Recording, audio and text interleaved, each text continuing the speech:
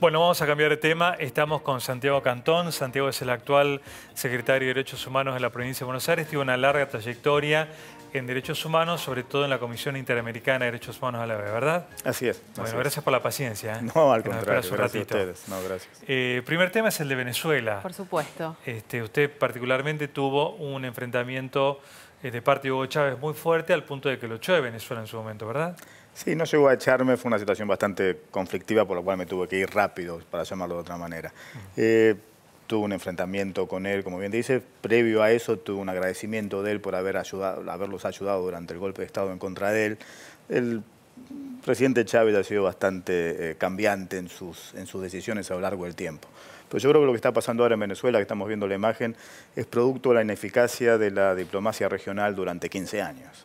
Esto que estamos viendo ahora es la falta de presión por parte de la comunidad interamericana, por parte de las cancillerías de América Latina, que durante años entraron en el juego del diálogo que proponía el presidente Chávez o actualmente el presidente Maduro, y que lo único que hacían era dilatar para mantenerse en el poder y continuar robando como han hecho durante estos últimos 15 años. Y creo que eso es importante por una cosa, rapidito, que es cuando se produce, en el año 2001 se aprueba la Carta Democrática Interamericana. El objetivo de la Carta Democrática, aprobada a pedido del Perú, que salía de la dictadura de Fujimori, tenía como objetivo evitar esto. Precisamente la Carta Democrática, el objetivo era evitar esto. Y ningún secretario general de la OEA, salvo el actual, ni las cancillerías de América Latina, quisieron evitar este problema. Y ahora lo tenemos, ya llevamos decenas de muertos en las últimas manifestaciones. Hoy aparentemente el presidente Maduro anunció que va a reformar la Constitución.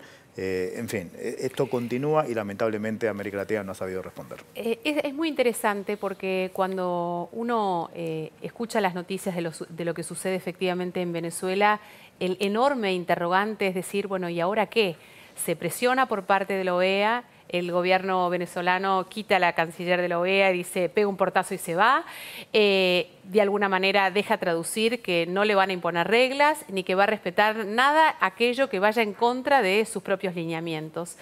Y por eso me parece tan importante y tan interesante el sentir que hemos fracasado como región anticipándonos a lo que ahora ya es un hecho. Y entonces la pregunta sería, ya que hemos fracasado, ¿qué podemos hacer? Porque Venezuela vive una situación crítica con una sociedad que reclama y pide ayuda internacional desesperadamente. Correcto. Por eso en el año 2001 se aprobó la Carta Democrática Interamericana, que no es simplemente una mera declaración. Tiene procedimientos muy concretos y específicos que pueden seguir los estados para evitar estas crisis. Era fácil una vez que teníamos el golpe de Estado tradicional, el golpe de las botas y los fusiles. Eso era un golpe de Estado, no había duda, al día siguiente nos oponíamos. Pero en América Latina hemos tenido en los últimos años formas de gobierno que no son democracias, pero que al mismo tiempo que requieren que los estados de la región hagan algo para evitar que se termine degradando como ha pasado en Venezuela. Y para eso está la Carta Democrática. Tiene varios artículos en donde específicamente dice qué es lo que hay que hacer. Y eso lo tienen que hacer los estados de la región de manera colectiva. Y durante 15 años no lo quisieron hacer.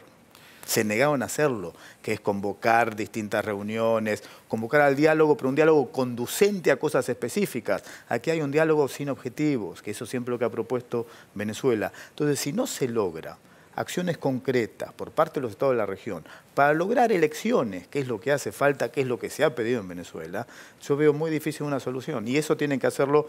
Ahora, si los países de América Latina se juntan y ponen presión a Venezuela, se hubiese logrado ese resultado y creo que todavía hay tiempo de lograrlo. ¿Sí? Sí, siempre hay tiempo, y si la diplomacia funciona bien, siempre hay tiempo. Pero todos los estados de la región se tienen que poner de acuerdo y todavía no está ese acuerdo.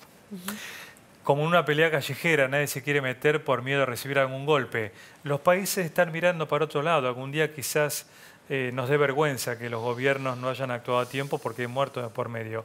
¿Esto no pone en duda la eficacia de organismos como OEA o la ONU en la guerra en Siria? Digamos, se ponen también en tela de juicio la eficiencia de estos organismos. Sí, de acuerdo. Yo creo que en América Latina fracasó UNASUR, claramente. UNASUR convocó varios diálogos con Venezuela y el producto de esos diálogos fueron 50 muertos en febrero del 2014, si no me equivoco, y otra vez otro proceso de diálogo que no ha conducido a nada. O sea que UNASUR claramente fracasó. fracasó Mercosur, que dijo poco y nada, mientras Venezuela fue parte del Mercosur, y fracasó la OEA. El secretario general anterior, José Miguel Insulza de Chile, se negó rotundamente, constantemente a convocar la Carta Democrática. No quería convocar la Carta Democrática, no quería hacer menciones a la Carta Democrática. ¿Por qué? Esa es la pregunta de los varios millones de dólares, digamos, ¿por qué se oponía el secretario general? Había presión de los gobiernos de la región que no querían que el secretario general hiciera eso. Y eso es lo que realmente a mí volviendo a lo que vos decías, me preocupa para la región hacia el futuro. Si no logramos resolver una situación como la de Venezuela, que se está cocinando desde hace 15 años. En el año 2000, la Comisión Interamericana de Derechos Humanos dijo que había un debilitamiento profundo del Estado de Derecho en Venezuela. Y a pesar de eso, los estados no quisieron hacer nada. La garantía colectiva, que somos los estados de la región, no existe hoy. Y eso es lo que hay que corregir. Y para eso, Perú, que salía de la experiencia de Fujimori, un gobierno autoritario de derecha, y quería evitar que vuelva a pasar en otro país, autogolpe, muy parecido a lo que está pasando en Venezuela, Perú propuso una Carta Democrática. ¿Y quién lo hace? La persona más diplomática y que más diálogo ha mantenido en América Latina en los últimos 50 años, el ex secretario general de Naciones Unidas, Javier Pérez del Cuellar. Él pide la Carta Democrática, porque sabía que con el diálogo solo no era suficiente. Ahora, ¿cómo es el funcionamiento de la Carta Democrática? ¿Todos los países tienen que ponerse de acuerdo para aplicarla? Si hay uno que no quiere, realmente no sé cómo funciona la Carta en este momento. De acuerdo. Son 4 artículos que establece un sistema, digamos, progresivo por parte de los estados. Sí. Lo primero que tiene que haber es que los estados convoquen a una reunión de todos los estados, que es la Asamblea General de la OEA. Ya hubo un primer paso que fue el secretario general de la OEA, el actual secretario general Luis Almagro, uruguayo, que convocó a la Carta Democrática, convocó a los estados en base a la Carta Democrática y en base a un documento donde plantea todas las violaciones a los derechos humanos y a la Carta Democrática que había ocurrido en Venezuela. Pero en la práctica, ¿qué pasa? ¿Qué pasó? Muchos estados de la región se opusieron. Si antes hay 35 estados en la región, si antes se oponían 30, digamos, hoy en día se opusieron solamente 15 o 14. Y no se puede aplicar. Y costó aplicarla, pero cada vez está siendo más difícil. Ahora, hay un secretario general que ya está hablando de eso, cosa que antes no existía, y eso es un cambio muy importante. Y por eso creo que es posible hoy en día. Pero ¿qué pasa? ¿Qué pasa si efectivamente el gobierno venezolano, en este caso, no acepta, digamos, esta Carta Democrática, o no acepta uno de los puntos, o no acepta iniciar el diálogo y llegar, porque me parece que también otra situación clave es, una cosa es el diálogo y otra cosa es el objetivo final que tiene ese diálogo. Si no hay un proyecto, si no quiero llegar a esa instancia, el diálogo puede durar años. ¿Y cuál es el resultado? Eso es posible.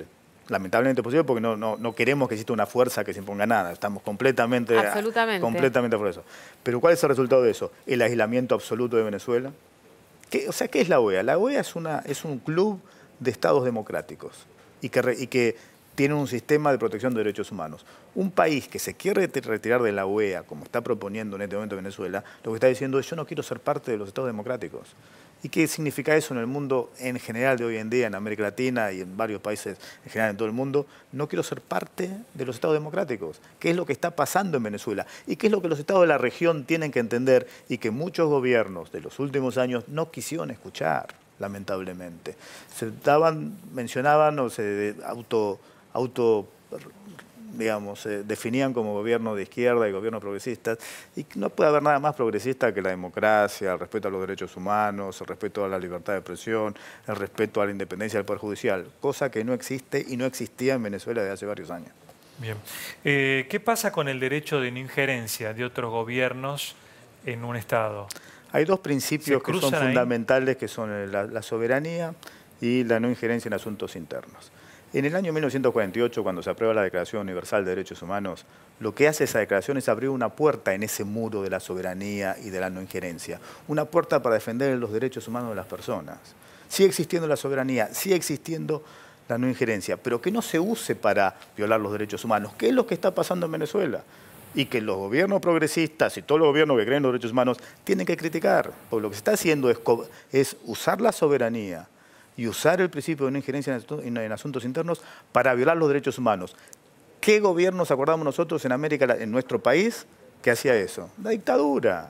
El argumento que utilizaba la dictadura argentina para que no vengan a ver la situación de derechos humanos era la soberanía.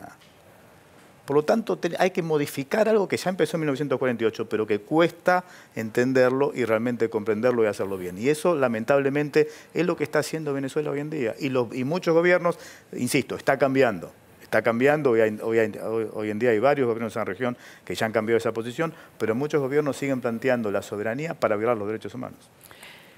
Volvemos ahora a nuestro país y la pregunta tiene que ver con Milagros Sala, si efectivamente está bien o no está bien detenida. Ya lo he respondido en otras ocasiones. ¿Cuál es el tema? Yo creo fervientemente en un Estado de Derecho internacional, un Estado de Derecho en un mundo muy injusto, con enormes desigualdades. Es necesario que haya instituciones de derecho internacionales, supranacionales, que establezcan reglas, que hagan recomendaciones y que tomen decisiones. Y es fundamental que los estados cumplan con esas decisiones. Si queremos tener un orden internacional más justo, la única manera de lograr eso es teniendo el Estado de Derecho internacional. Si hay una institución internacional que forma parte de que es de las Naciones Unidas, como es el Grupo de Trabajo de Detenciones Arbitrarias, que es un organismo independiente, no son los estados, está compuesto por 4 o 5 miembros independientes, que toma una decisión. Nos guste o no, si creemos en ese Estado de Derecho internacional, tenemos que cumplirla. Porque si no, ¿para qué creamos toda esta arquitectura internacional si después, cuando hay algo que no nos gusta, no la cumplimos? En ese sentido, y sin entrar en el debate que se dio mucho aquí, que es el debate de si es culpable o inocente, sin entrar en ese debate, si hay una decisión de un órgano internacional, hay que cumplirla, que es lo que yo, como profesor de Derecho, lo he planteado durante 20 años en todas mis clases, o sea, no estaba diciendo algo nuevo, o sea, si hay una decisión, hay que cumplirla. Y lo mismo lo diría de cualquier decisión de cualquier organismo internacional independiente. Hay algunos que no son independientes, este es independiente. Muy bien. Gracias, Diego, por haber venido. No, al contrario, gracias a ustedes.